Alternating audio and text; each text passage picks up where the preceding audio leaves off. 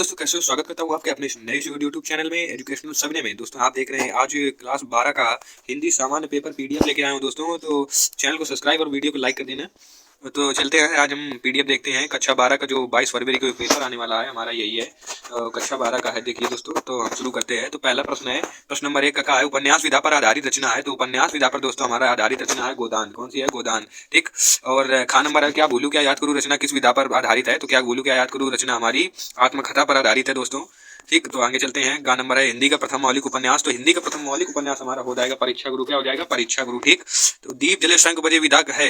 घा नंबर हमारा प्रश्न है, दीप जले शंख बजे कौन सी विधा है? निबंध विधा है। कौन सी है? निबंध विधा। ठीक दोस्तों, आगे चलते हैं। सरस्वती पत्रिका के संपादक थे। तो सरस्वती पत्रिका के संपादक हमारे थे महावीर प्रसाद द्विवेदी। कौन थे? महावीर प्रसाद द्विवेदी। आगे चलते हैं। 2 का नंबर है, विनय पत्रिका किस भाषा पर आधारित है।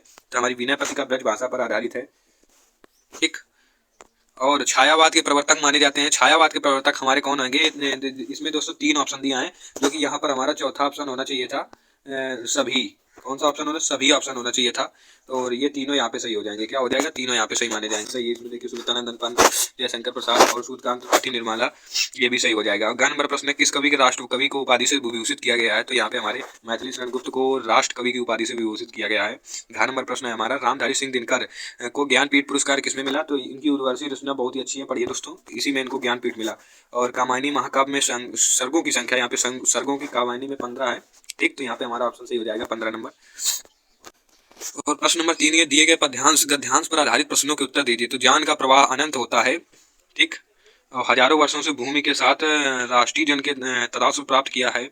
जब तक, देखिए यहाँ पे रेखांकित है, ये रेखांकित अंश को हमें व्याख्या करना है। जब तक सूर्य की रश्मियां, ये सब आपका जो है बुक से आया है, इसको पढ़ लेना दोस्तों। बुक से आप यदि पढ़ा होगा तो आपको मालूम होता है। प्रश्न नंबर 1 में क्या करते हैं, उपरोक्त गद्यांश के पाठ और लेखक का नाम यहाँ पे लिखना है। और दूसरे में रेखांकित अंशों की व्याख्या। ये रेखांकित अंश देखिए, आप देख सकते हैं, ये रेखांकित क्वालिटी बढ़ा दीजिएगा अगर नहीं दिख रहा तो। रेखांकित अंश की व्याख्या कीजिए। और जन का प्रवाह से क्या तात्पर्य? जन का प्रवाह यहाँ पे प्रश्न पूछा है, जो हमारा लेसन है। और राष्ट्र निवासी जन किसके समान आगे बढ़ने के लिए अजर अमर है, ये भी आपको करना है। उत्थान के घाटों का निर्माण कैसे होगा। या फिर अथवा में देखिए दोस्तों, हमारा दूसरा एक गद्यांश दिया हुआ है, भाषा एवं संस्कृति का एक अटट अंग है, संस्कृति की परंपरा से निश्चित होने पर भी परिवर्तनशील और गतिशील हैं। और यहाँ पे हमारा देखिए दोस्तों, वैज्ञानिक आविष्कारों के प्रभाव के कारण उद्धत नई संस्कृति खलचलों को शाब्दिक रूप से देने के लिए अस्तित्व दोनों बना हुआ है दोस्तों। पढ़िएगा ध्यान से, पीडीएफ लाते रहेंगे हम इसी प्रकार। और यहाँ पर 4, इस बार भी 5 प्रश्न दिए हैं। प्रस्तुत अवतरण में लेखक ने किस बात पर बल दिया है। और संस्कृति का एक अटूट अंग क्या है दोस्तों, किसकी गति विज्ञान की प्रगति से साथ जुड़ी होती है। रेखांकित अंश की व्याख्या भी करनी है। यहाँ पे हम देखिए, रेखांकित अंश की व्याख्या अवश्य आती है। पाठ का शीर्षक एवं लेखक के नाम भी यहाँ पे अवश्य आते हैं। और प्रश्न नंबर 4 है, दिए गए पद्यांश पर आधारित प्रश्नों के उत्तर दीजिए। कौन हो तुम बसंत के दूत, विसरत पतझड़ में अति सुकुमार, घन तिमिर में चपला की रेख, तपन में शीतल मंद बयूर, लगा कहने अतुंगत व्यक्ति, मिटाता उत्कटा सविशेष, दे रहा को कोकिला, सानद सुमन को जो मदमय संदेश। यहाँ पे 5 प्रश्न फिर से दिए हैं आपको। और नहीं तो ये नहीं आ रहा तो आपको अथवा में भी दिया है कि सुख भोग खोजने आते हैं सब, और आए तुम खोजने सत्य खोज, जग की मिट्टी के पुतले जन तुम, आत्मा के मन के मनोज, जड़ता हिंसोष और वृद्धो में भरा चेतना, अहिंसा नव ओज, पशुता का पंकज बना दिया तुमने मानवता का सरोज। यहाँ पे भी आपके 4 प्रश्न मिल जाएंगे। इसी तरह आपको करना है। ठीक है दोस्तों, चलते हैं। प्रश्न नंबर 5 में हम आ चुके हैं। किसमें? प्रश्न नंबर 5 में हम आ चुके हैं दोस्तों। तो का नंबर, निम्नलिखित में किसी एक लेखक का साहित्य परिचय लिखिए। ठीक, यहाँ पे आपको किसका साहित्य परिचय लिखा है? वासुदेव शरण अग्रवाल। रट लीजिएगा, एक एक चीज रटिएगा, जरूर आएंगे। ये मेन पॉइंट पीडीएफ बनाया गया है। आचार्य हजारी प्रसाद द्विवेदी और डॉक्टर एपीजे अब्दुल कलाम पर भी देख लेना। और खा नंबर प्रश्न हमारा क्या कह रहा है, निम्नलिखित में किसी एक कवि का साहित्यिक परिचय। यहाँ पे ऊपर देखिए लेखक का कह रहा था, यहाँ पे कह रहे हैं कवि का। किसका कह रहे हैं? कवि का। ठीक है दोस्तों।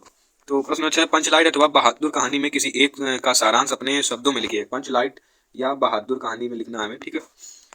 अथवा यदि पंचलाइट और बहादुर कहानी आपको नहीं आती है तो यहाँ पे अथवा दिया है, ध्रुव यात्रा अथवा बहादुर कहानी के उद्देश्य पर प्रकाश डालिए। आपको ध्रुव यात्रा या बहादुर किसी एक पर प्रकाश डालना है। ठीक है, आगे चलते हैं। प्रश्न नंबर 7, स्वपठित खंड काव्य के आधार पर किसी एक खंड के प्रश्न का उत्तर दीजिए।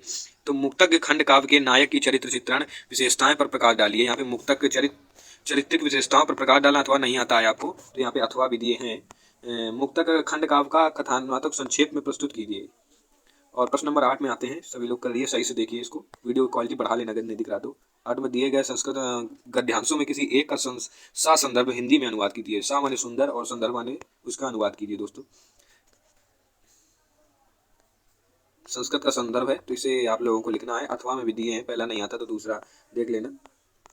बहुत ही अच्छे तरीके से यहाँ पे पीडीएफ को तैयार किया गया है। खा नंबर प्रश्न हमारा है, दिए गए श्लोकों में से किसी एक संदर्भ हिंदी में अनुवाद कीजिए। किसा है खा नंबर श्लोक आपको करना है, ठीक। तो सकारुतिना कुतो विद्यार्थिना सुखम सुखार्थी वा त्यजेद विद्या विद्यार्थी वा जजेद सुखम। अथवा ये आपको नहीं आता है, यहाँ पे अथवा भी दिए हैं कि काव्य शास्त्र विनोदेन कालो गच्छति धीमताम अव्यासेन चा मूर्खिणाम विद्या कलेन वाह। ये आपको सभी लोग करना है, ठीक है। प्रश्न नंबर 9 में हम आते हैं। ये क्या दिए हैं प्रश्न नंबर 9 में हम देखते हैं। निम्नलिखित मुहावरे और लोकोक्तियों में किसी एक का अर्थ लिखना है आपको। तो यहाँ पे 9, 2, 11 सबसे सरल दिख रहा है। भाग जाना होता है। आंखों का तारा होना, बहुत प्रिय होना। आंखों का तारा होने का मतलब क्या होता है? बहुत प्रिय हो, जान लीजिए यहाँ पे आप। और 2 में किसी एक को कर दीजिए, ठीक। 4 में किसी जो भी आपको आता है अच्छे से कर दीजिए। प्रश्न नंबर 10, निम्नलिखित शब्द के संक्षिप्त संधि विच्छेद पर सही विकल्प का चयन कीजिए दोस्तों। यहाँ पे आपको संधि विच्छेद का चयन करना है। देखिए संधि विच्छेद पीछे बताया गया आपको। चैनल को सब्सक्राइब कर देना, नया चैनल दोस्तों प्लीज।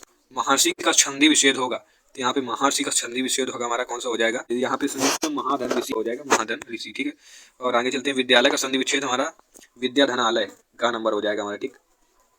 का नंबर सही हो जाएगा। बहुत ही सरल क्वेश्चन दिया इसमें। मधुरी का संधि विच्छेद क्या होगा? मधुधन वरी। क्या हो जाएगा? मधुधन अरी, नहीं मधुधन वरी होगा। क्या होगा? तो इसमें हमारा बी नंबर सही हो जाएगा। कौन सा सही हो जाएगा? B number.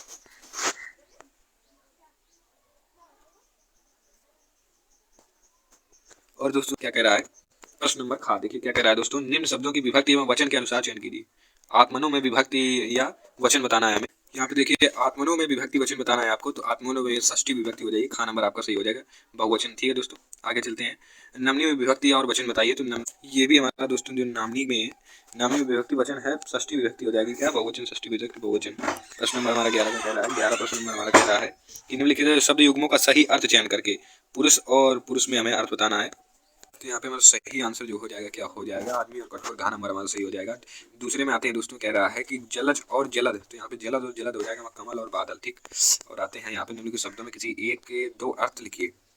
देखिए यार कनक माने एक सोना यहाँ पे होता है, ठीक।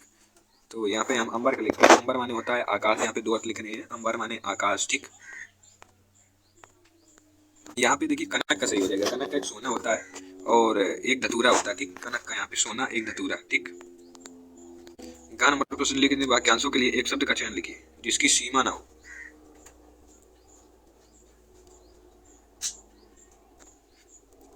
यहाँ पे हमारा सही ऑप्शन हो जाएगा असीम, ठीक। क्या हो जाएगा? असीम।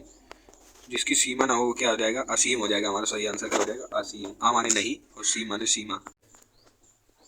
और दूसरे नंबर में कह रहे हैं कि जिसके शत्रु का जन्म ही ना हुआ हो, जिसके शत्रु का जन्म ना हुआ, यहाँ पे हो जाएगा अजात शत्रु। क्या हो जाएगा? अजात शत्रु, ठीक है।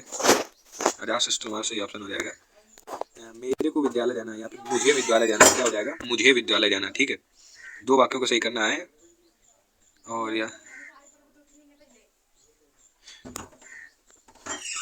यहाँ पे देखिए यहाँ शुद्ध गाय का दूध मिलता है, तो ये आपका गलत।